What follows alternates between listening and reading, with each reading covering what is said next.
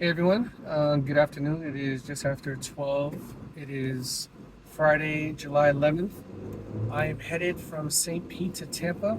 I got a call about maybe 90 minutes ago from an investor that was interested in one of my listings, my quadplex in Ybor, and I've probably done a dozen videos about this property, how offers come in, my clients review, my clients say no, and it goes back and forth. I had a come to Jesus moment with them this morning.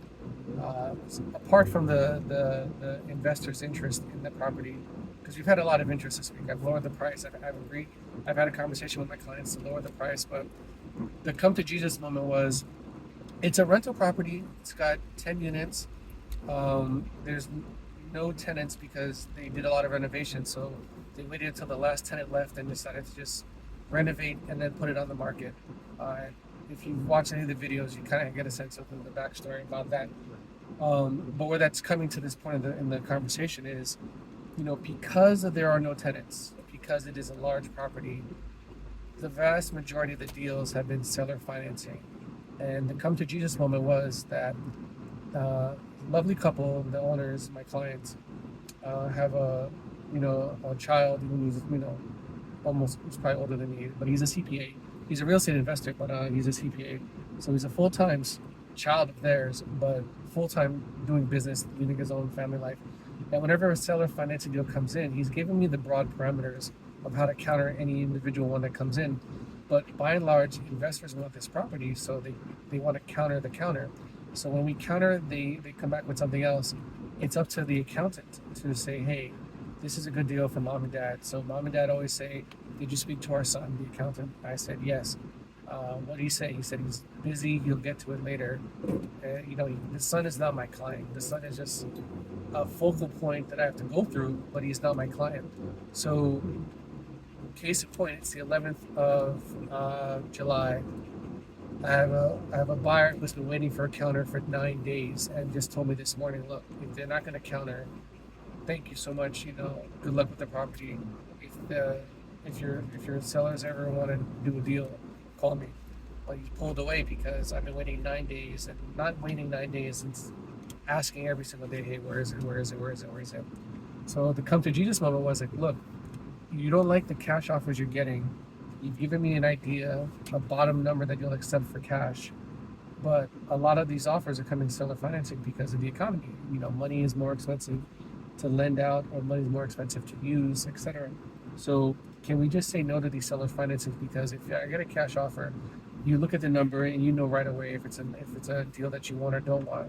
When it's seller financing, you ask me to call your son. Your son gets back to me a couple of days later, and we lose deals for that. It's something I'm trying to resolve, and when they counter your counter and they want a response to see because they still want the property, it's taking you guys forever. Can we stop doing the seller financing deals? Can I just tell anyone that calls, hey, we're looking for cash deal only. If it's seller financing, doesn't meet these parameters, just give us your cash offer.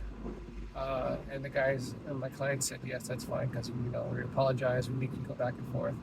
This has been since January. I've been trying to sell this property. It's July. I'm glad that we both agreed to extend the contract to this point, but I'm like, I don't want to keep doing this. It's taking so much of my time. I've gotten more offers on this property than all my other listings in the last 2 years combined.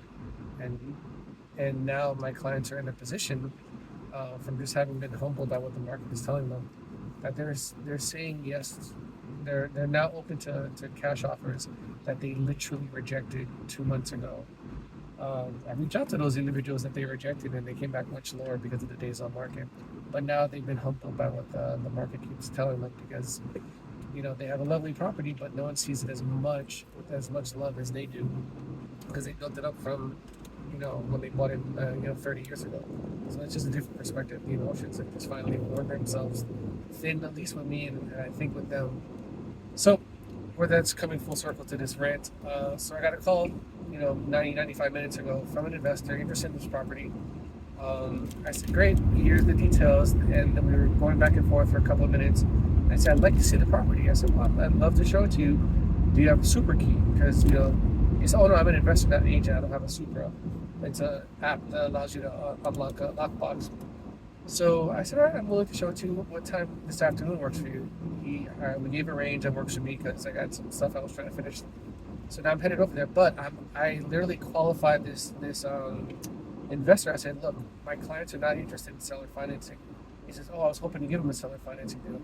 Well, I said, if it meets these parameters, and I gave him the specific details about every tranche and he said, well, that I don't think I can do that. I said, well, they're looking to come at list because we've lowered the price now.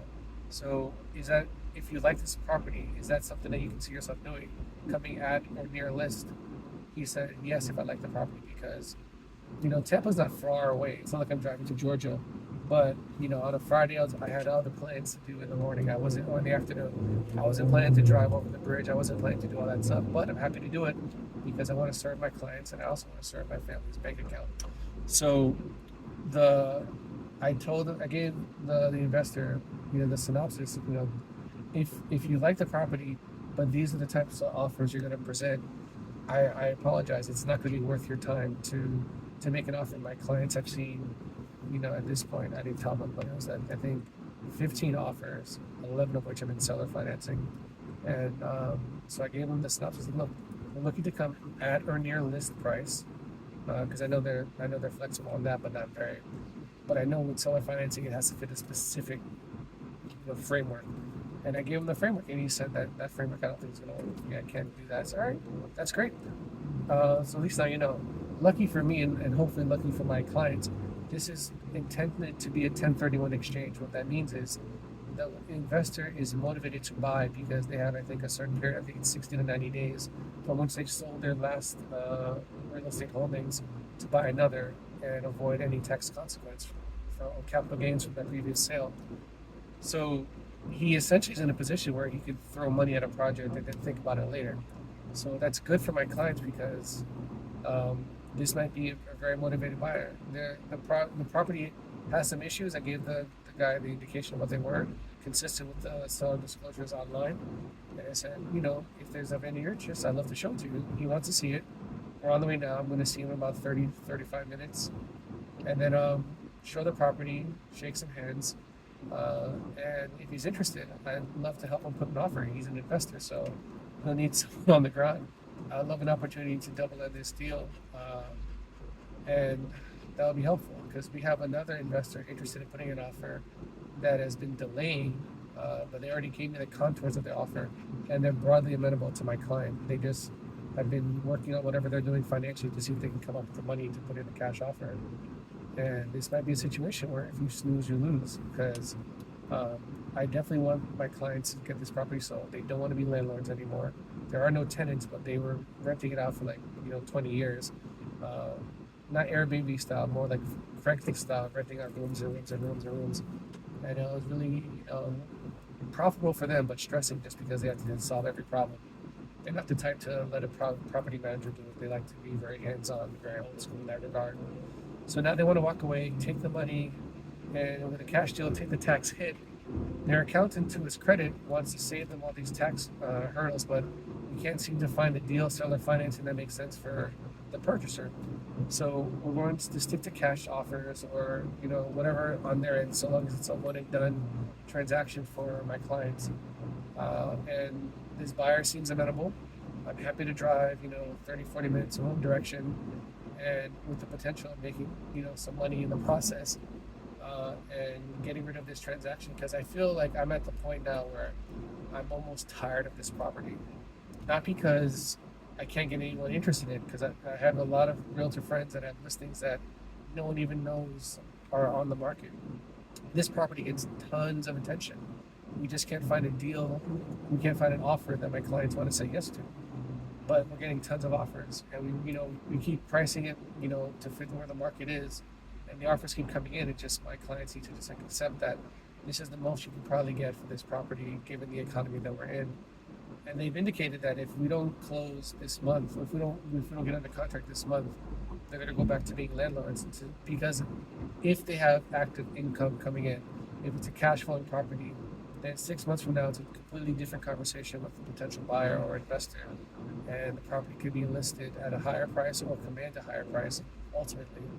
And if that's the case, then I hope that they'll work with me 6 months from now. But I'm tired of looking at this property. So I hope that this investor falls in love. I hope that the other investor whose offer we're waiting on comes in by today, and I'd love to just get this across the finish line, because getting under contract is the beginning of a lot of hurdles with properties, especially rental properties, especially for a property that's I think 90 years old. So there's going to be tons of issues once they start going through the walls and investigating. But I'm up for that. I'd rather that than just dealing with the constant showings, constant offers, and offers being rejected, or offers being countered and then counter offers being rejected. I want to get this sold because I know they want to get it sold because they're making no money on it, and I'm losing money driving all the time, and I'm also losing my mind because it takes up a lot of your mind when you have listings where nothing's happening, and it's not like you overpromise and underdeliver. You promise to do everything you can to get buyers interested, but when the buyers are interested in sending offers, then it's not on me. It's what the property comes across as, given its competitors in the market. There's just too much inventory for it to command the price that they were hoping to a couple of years ago when they began doing the renovations. So yeah, I hope that this rant catches you all well. I hope you guys have a wonderful weekend. I'm looking forward to having a good weekend. I have 2 open houses on Saturday, and I'm negotiating with, I'm talking to one of my friends about hosting another one on Sunday, because I've really got to start committing to this whole buyer's process, because buyers have a lot to say. I want to be a listing agent. I just don't want to be a broke listing agent. I want to be on both sides of the transactions, and to do so, you got to meet buyers. So it's great having listings. It's also great working with people that have a motivation to buy or a motivation to sell and aren't just kicking tires, because that wastes my time. So yeah, looking forward to a great showing today, and hopefully the next time I do a video about this property, it'll be better than the last 3 or 4 videos I've done about this property. If it's only been those 3 or 4 videos, it's probably more. Anyway, Christian Abush, licensed realtor with Real Broker, on my way to Tampa. Talk to you guys later. Peace.